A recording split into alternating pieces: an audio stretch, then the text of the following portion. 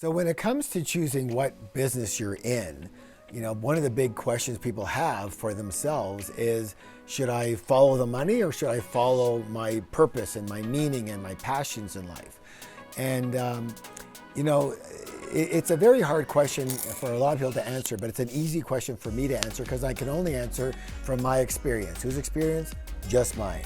And I went through this when I was in my early stages of business for many, many, many years. And guess what I did? I always followed the money.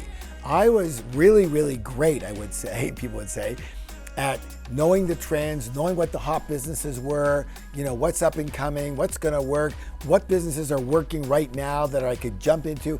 I always thought if I found the right business, the right vehicle, the right car that was already going, and people were making a lot of money at it, I could jump in that car and make a lot of money too. And guess what happened?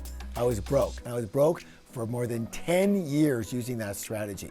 Finally, I said, screw it, I'm done with that. Because what happened was, one of my friends, who definitely wasn't smarter or more talented than I was in a business. He told me about it. I started doing it. He was making a killing. I was going broke. And I realized it's not the business. It's me. I finally realized it's me. It's who am I? Like, what do I know? What's my mindset? What's my character? All those type of things. It was me. That was the problem. And so if you follow the vehicle, you have to have the right vehicle, the right knowledge, the right you. But here's the thing. If you're just going for the money and there's not a lot of passion or meaning or purpose in it for you, and you don't love it, you're probably not going to do very well at it. Why? Because you're always going to look for a way out because you're not going to enjoy it.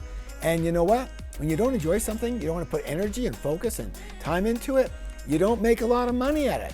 To do well in business, you're going to have a lot of energy and time and focus on it. And if you don't enjoy it really, just for the money, you probably won't make a lot of money. The best way to make a lot of money is to do what you love and be smart about how you're doing it.